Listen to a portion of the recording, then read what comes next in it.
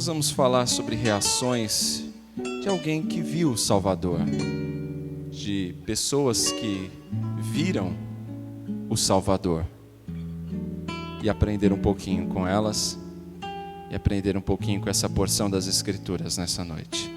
Lucas, capítulo 2, versos 25 até o 35.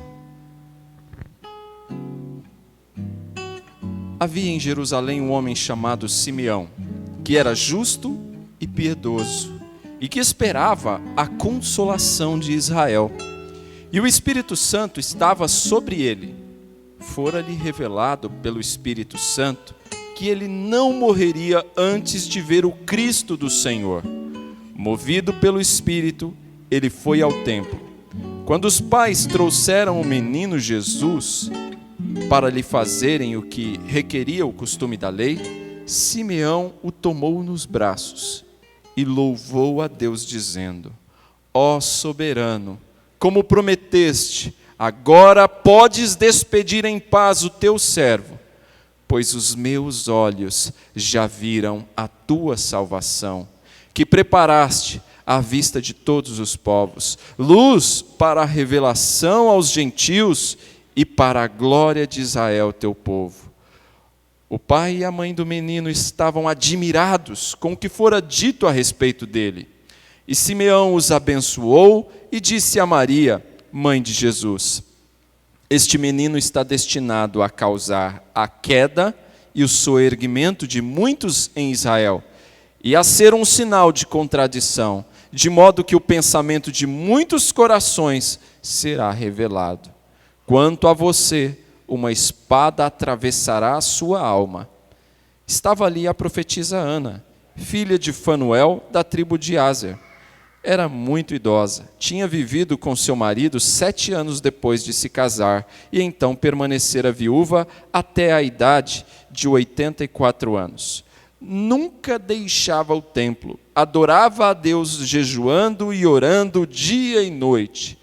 Tendo chegado ali naquele exato momento, deu graças a Deus e falava a respeito do menino a todos os que esperavam a redenção de Jerusalém.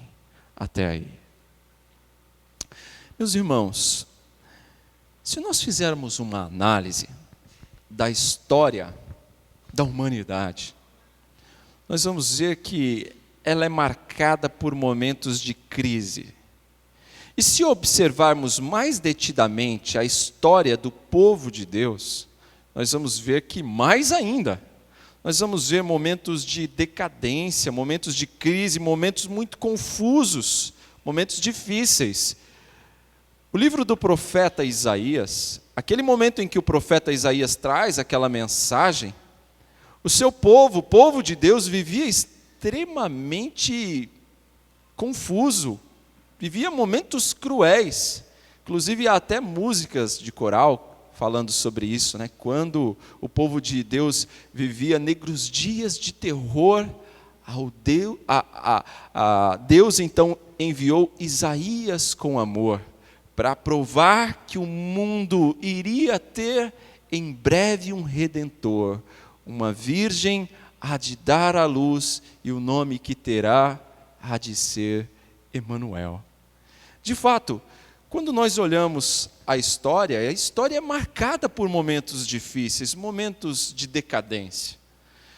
Mas nesses momentos todos, irmãos, Deus sempre vai manter um remanescente fiel. Sempre vai haver, ainda que uma pequena porção, mas vai haver de fiéis. Haverá sempre um remanescente fiel, haverá sempre uma igreja na face da terra para adorar, para cultuar, para servir o Senhor. Sempre. Naqueles tempos do nascimento de Jesus, a religião estava em decadência. Há séculos, a fé de Abraão, a fé dos patriarcas, a fé dos profetas havia se corrompido, havia perdido o seu valor. Era como se o sal não salgasse mais.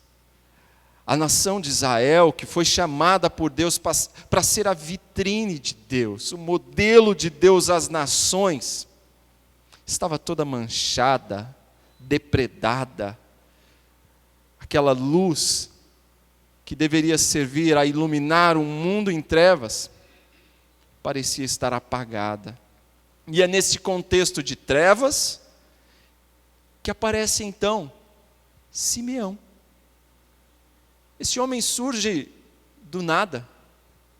E da maneira que surge, também desaparece. Nós não vimos falar de Simeão até então.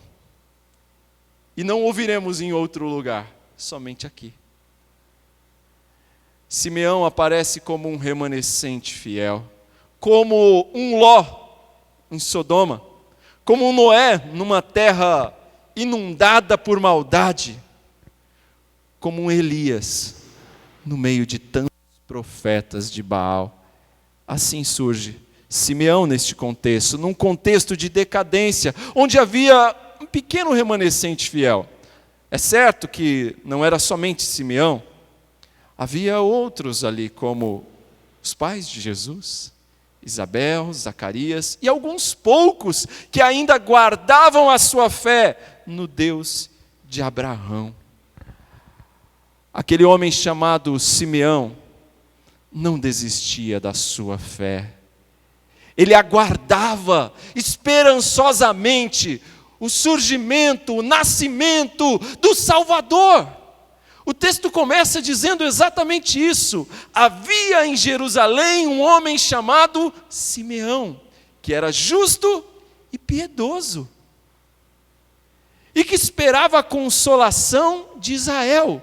Ele aguardava pela consolação de Israel. Em outras palavras, ele aguardava pelo Salvador.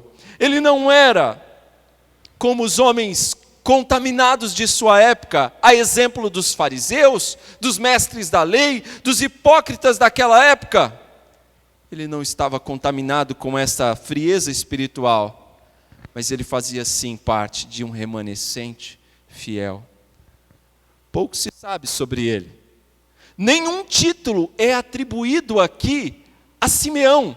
Você não vê as escrituras falando se ele era diácono, se ele era presbítero, se ele era um profeta, se ele era um sacerdote, se ele era um governador, nada.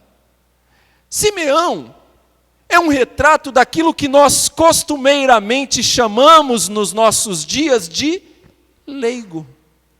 Ele era um leigo, mas era um homem piedoso, um homem temente a Deus.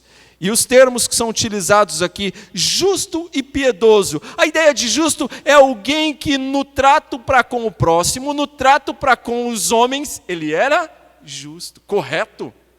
E com relação ao seu Deus, nos seus deveres, aquilo que lhe era colocado por Deus, ele era piedoso. Assim era Simeão, um homem justo e piedoso, chamando-o nos nossos dias um leigo. Mas como é importante na vida da igreja homens assim? Se nós olharmos a história da nossa igreja, da igreja presbiteriana do Brasil, analise um pouquinho da história da nossa igreja. Você vai ver como a presença de leigos fora extremamente importante no crescimento e no desenvolvimento da igreja. Não estou dizendo, irmãos, até porque hoje se comemora o dia do pastor, que eles não são necessários, que nós pastores não somos necessários. Não é isso. Temos sim a sua importância, o seu valor, a sua necessidade no ministério, na igreja do Senhor. Mas os momentos em que a nossa igreja, por exemplo, mais cresceu, foi o momento onde houve maior atividade dos leigos. Onde nós temos homens e mulheres engajados no serviço, onde a igreja tinha um número menor de pastores, mas muitos irmãos dedicados fazendo o trabalho. Isso no início do século XX, até a metade do século XX, nós vamos experimentar o maior crescimento, o maior desenvolvimento da igreja. E nós vamos ver como foi profícuo o ministério de leigos. Por isso é tão importante hoje o trabalho de homens e mulheres piedosas, que não necessariamente carregam nenhum título, que não necessariamente são presidentes de alguma sociedade, ou que são diáconos, ou presbíteros, ou pastores, mas que são simplesmente servos, que amam o Senhor, são justos em relação ao próximo, piedosos em relação ao seu Deus. A igreja precisa de homens e mulheres assim hoje, se queremos crescer. Simeão era um homem justo e piedoso. Ele aguardava a consolação de Israel, o surgimento do Salvador.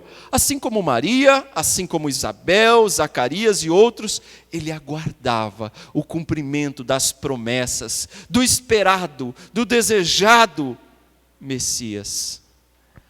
Irmãos, há algo muito especial sobre esse homem. E se você observar bem, o verso 25 ainda, ele diz que o Espírito Santo estava sobre ele. É isso que torna Simeão tão especial. Ele era cheio do Espírito Santo, o que nós não temos com tanta frequência descrito até aqui. A partir de Atos dos Apóstolos, nós vamos ver uma presença mais abundante, mais expansiva, mais atuante do Espírito Santo na vida da igreja. Mas até então nós não tínhamos tanto disso. E agora aqui nós vamos ver a Bíblia descrevendo que este homem era um homem que tinha o Espírito Santo. E que o Espírito Santo, inclusive, havia mostrado a ele que ele não morreria antes de ver o Salvador, o Cristo de Deus. Ele aguardava com esperança o acontecimento deste fato. E o Espírito Santo, então, providenciou para que isso acontecesse. O verso 26 diz: fora-lhe revelado pelo Espírito Santo que ele não morreria antes de ver o Cristo do Senhor. Movido pelo Espírito, ele foi ao templo. O Espírito Santo providenciou para que José e Maria fossem levar o menino até o templo, para cumprir os rituais, as leis, os costumes da sua época. E lá eles levam então o menino para cumprir estes costumes, os ritos da lei de sua época, e ali então eles se deparam com quem? Simeão. E Simeão o vê, e ocorre então este encontro. Diz o texto: quando os pais trouxeram o menino Jesus para lhe fazerem o que requeria o costume da lei, Simeão o tomou nos braços e louvou a Deus, dizendo... Olha só, irmãos, quando Simeão toma o menino nos seus braços, o Espírito Santo o faz reconhecer que aquele não era apenas um menino, que não era um menino comum, que não era um menino qualquer, aquele era o Salvador, era o Messias. E então o seu coração se encheu de alegria e ele rompeu em ações de graças e em louvor a Deus. Aí ele compõe esse hino, esse cântico, essa adoração que nós temos aqui. Ele rompe em adoração a Deus, porque aquele menino significava a libertação, a salvação para Israel e para todas as nações. E ele diz então: ó soberano, como prometestes, agora podes despedir em paz o teu servo, pois os meus olhos já viram a tua salvação, que preparaste à vista de todos os povos, luz para a revelação aos gentios e para a glória de Israel, teu povo. Aquele homem viu a salvação, ele conheceu agora o Salvador. O homem que viu a bondade de Deus, o homem que viu o Emanuel, o Deus encarnado, ele não precisava ver mais nada na sua vida. Ele já estava completamente satisfeito. Ele não desejava ver mais qualquer coisa. Irmãos, aquele que viu o Salvador, aqueles que veem a salvação, não querem ver mais nada. Não precisam de milagres, não precisam de fenômenos, não precisam de eventos espetaculares, não precisam de sair atrás de shows. Porque já viram o Salvador. E Ele é suficiente. Ele é suficiente. Ele basta. Simeão não quer ver mais nada. Simeão viu o Salvador. E nós vamos percebendo no texto bíblico que essa é a última vez que você vai ouvir falar de Simeão. Simeão diz: Senhor, pode me levar. Eu já estou pronto para partir. Pode me levar, Senhor, porque meus olhos viram a salvação. Meus olhos viram o Salvador. Eu não quero ver mais nada. Nesses últimos dias nós sofremos a perda do nosso irmão presbítero Paulo. Eu me recordo de no sábado, sem ser no sábado ontem, passado, eu estava no hospital conversando com a dona Dorvalina e com a sua filha. E a sua filha dizia o seguinte: pastor, 2 dias atrás, foi quarta ou quinta, eu conversava com o meu pai, nós lemos a palavra em Romanos capítulo 8, e ele pediu para orar. E depois que ele orou, ele disse assim: eu já estou pronto, agora já está feito, já posso ir. E ela disse que não entendeu bem por que ele disse aquelas coisas, talvez em resposta ao texto lido de Romanos 8, mas ele dizia: estou pronto. Os olhos daquele que viu o Salvador, está pronto. Não precisa ver mais nada. Está pronto. Simeão viu o Salvador. Viu salvação. E ele não desejava ver mais nada. Era um servo humilde e que reconhecia que o seu Senhor é soberano e que agora, como dono da vida, ele poderia lhe recolher. Senhor, pode recolher este teu servo, porque os meus olhos já viram o Salvador. Ele tinha consciência disso, de Deus como soberano que é, tinha total direito sobre a sua vida, e ele diz: Senhor, pode me levar, porque meus olhos já viram o Salvador. Simeão já não tem mais medo de morrer. Simeão já não quer qualquer outra coisa na sua vida. As suas misérias ficaram para trás. Eu fico pensando aqui no contexto de Simeão. Simeão já não quer mais trocar de cavalo. Simeão já não quer roupa nova. Simeão já não quer mais comprar calçados novos. Tudo que ele quer agora é voltar para casa. Senhor, pode me levar. Meus olhos viram o Salvador. Tudo que ele quer é ir embora. Ele quer a sua casa. Ele sabe que era peregrino ali e que já tinha cumprido o que tinha que cumprir.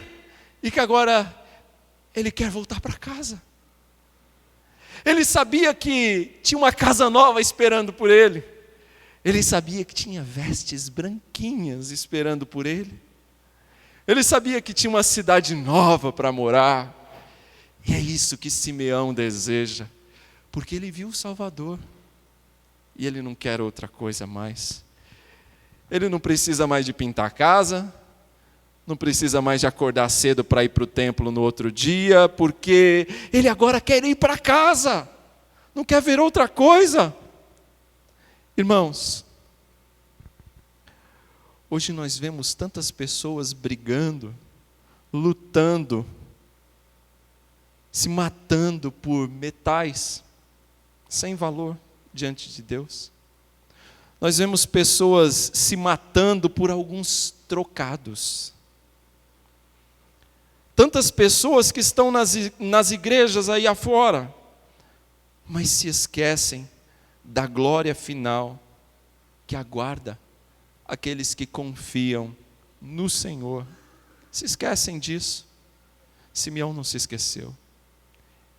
Ele desejava estar com seu Salvador. Ele desejava agora partir. Simeão conseguia contemplar a casa do Pai. Ele conseguia contemplar ali diante dos seus olhos o prenúncio da nova casa. Simeão não era um mesquinho, irmãos. E ele consegue ver que estava ali diante dele o Salvador não apenas de Israel, mas também dos gentios.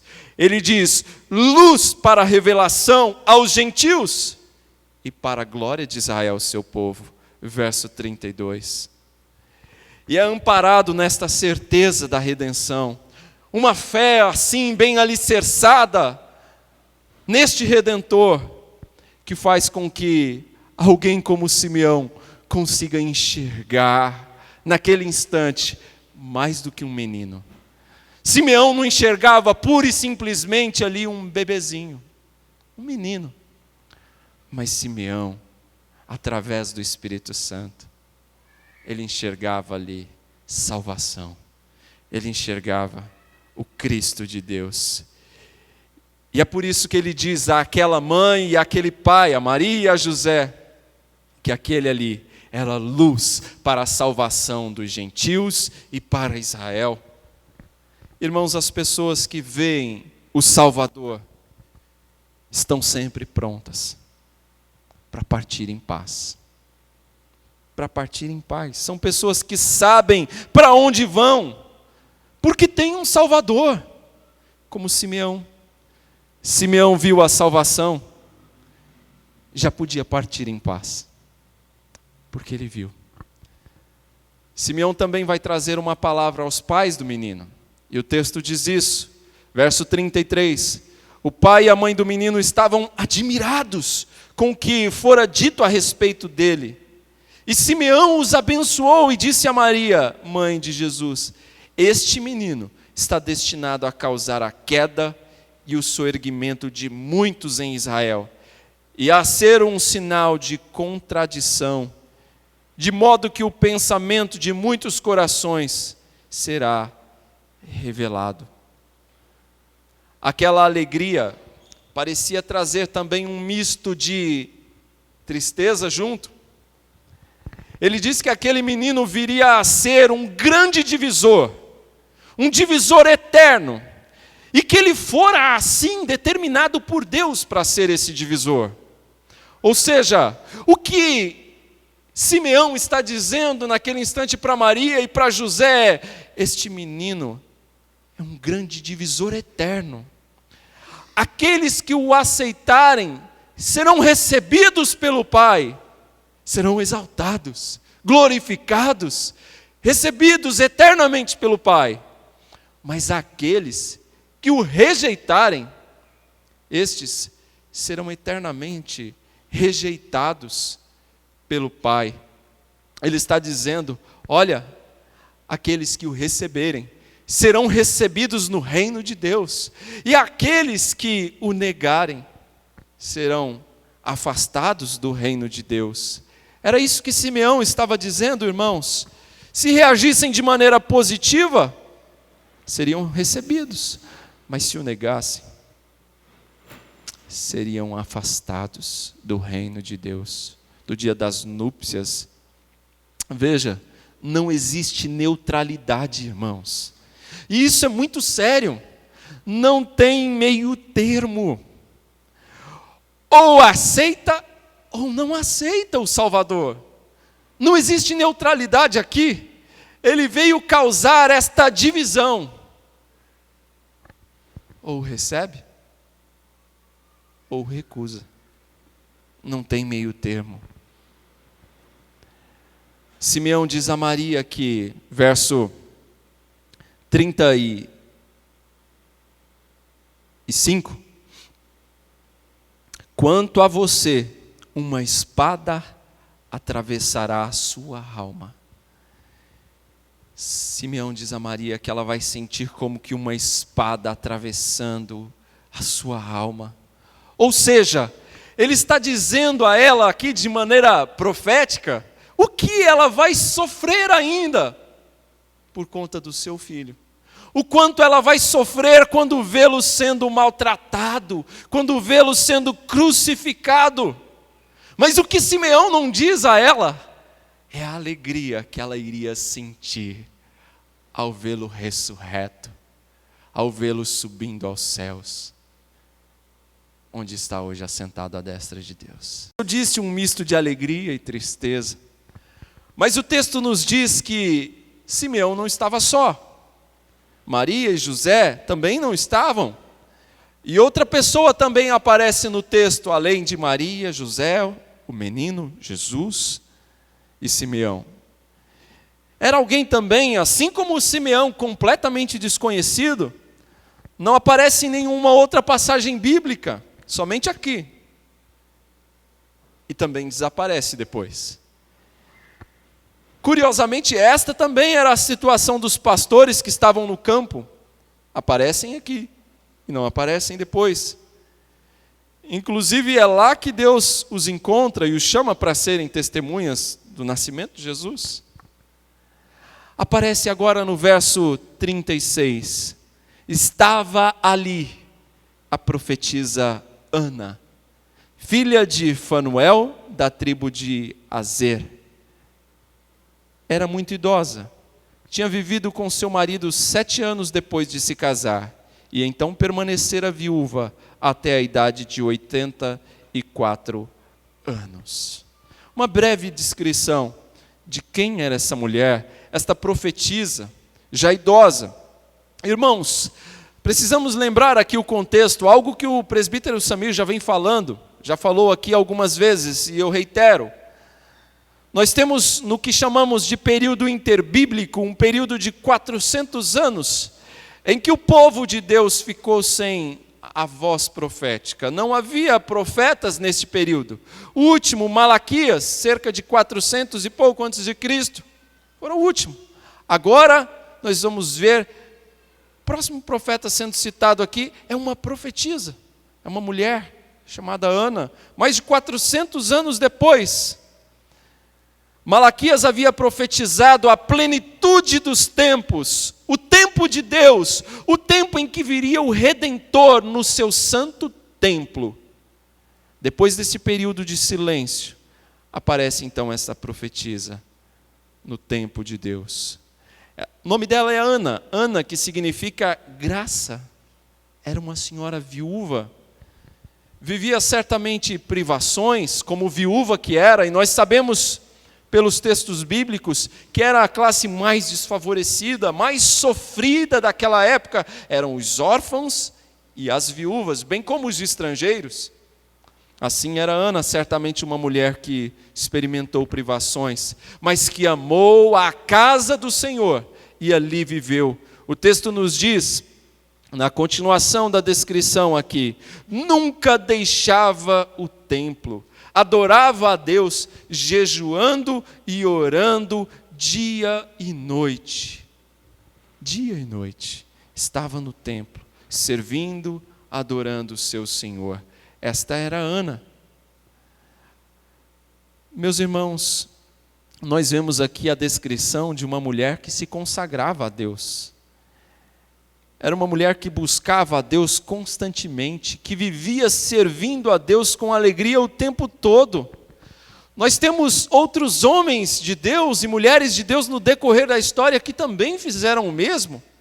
Quando nós olhamos, por exemplo, para homens como Daniel, lá na Babilônia, se consagrando, servindo a Deus, homens como Noé, homens como Jó, que se consagraram ao seu Deus numa época extremamente confusa, em decadência. Homens como Davi, nós o vemos descrevendo o seu anseio por Deus, o seu desejo de estar nos átrios da casa do Senhor. Homens que ansiavam por servir o Senhor assim como esta mulher fazia. Enquanto chegava à casa do Senhor, vai dizer o verso 38, tendo chegado ali, naquele exato momento, deu graças a Deus e falava a respeito do menino a todos os que esperavam a redenção de Jerusalém. Irmãos, quando Ana chega àquele lugar, a casa do Senhor para servi-lo, ela vê Simeão com a criança nos braços, ela certamente ouve as palavras de Simeão, ela então reconhece que estava diante do Messias, não era só um menino, era o Messias, era o Cristo de Deus. E então ela, cheia de alegria, imediatamente ela expressa o seu contentamento a Deus. ela o agradece, ela o louva.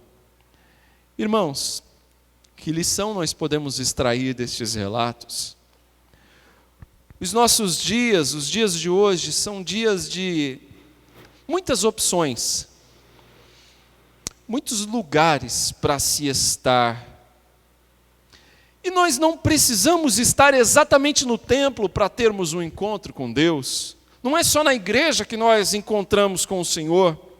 A salvação e o encontro com Deus não estão limitados também a um só povo, aos judeus, mas é oferecida também aos gentios.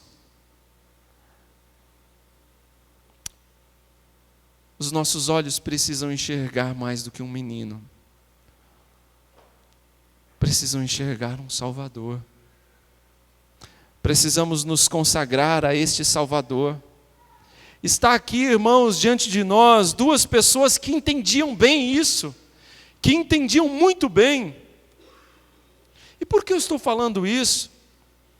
Nós temos hoje muitos frequentadores de igreja, muitos simpatizantes do cristianismo e da igreja cristã, mas que não são salvos, não são cristãos de verdade. Para ser cristão de verdade, é preciso enxergar o Salvador. É preciso ter um encontro com Ele.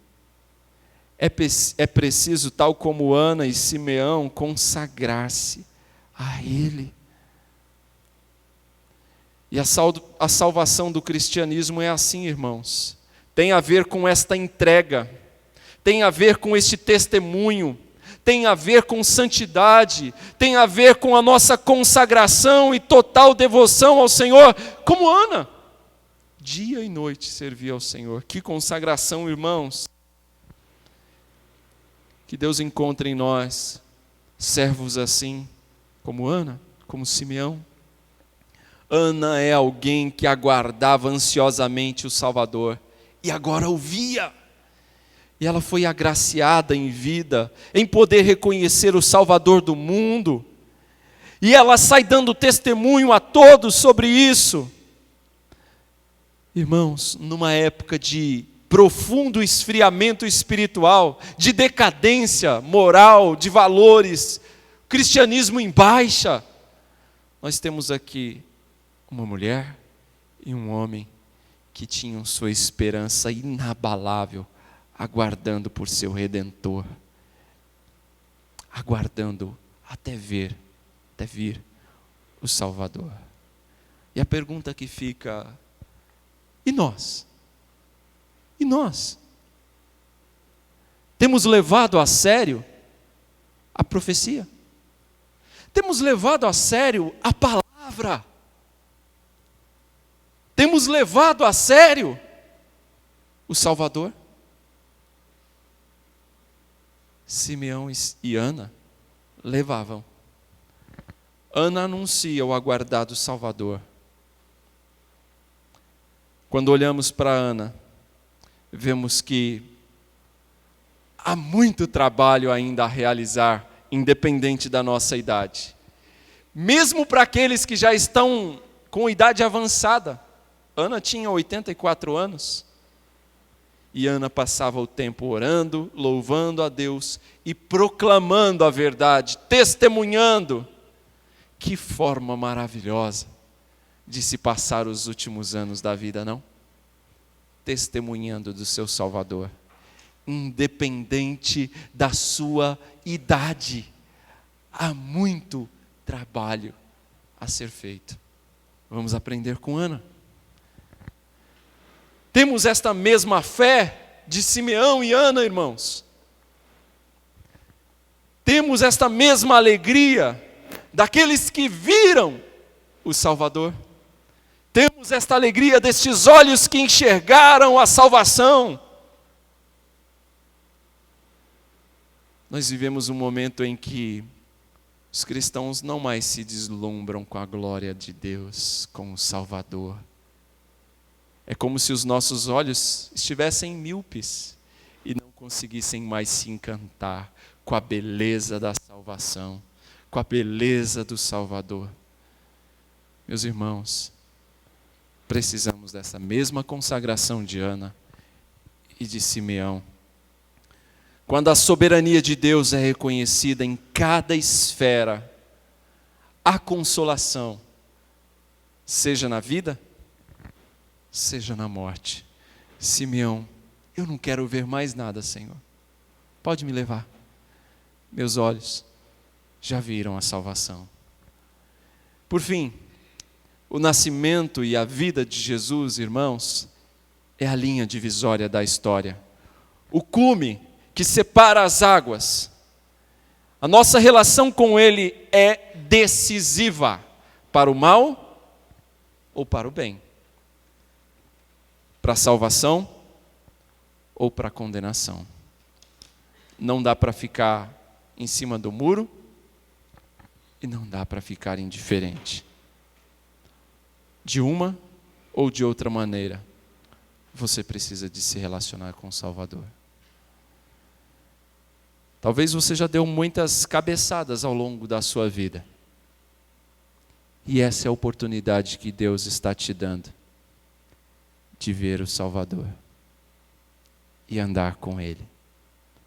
A partir do momento que você o vir, seus olhos terão satisfação de verdade. Amém.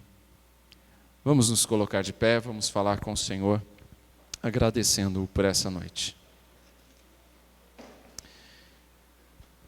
Querido Deus, muito obrigado por teu Filho Jesus. Muito obrigado porque o nosso Senhor, sendo Deus, revestido de glória e majestade, Ele abdicou de tudo isso para vir a este mundo sabendo que sofreria tudo o que sofreu para nos redimir, para nos salvar.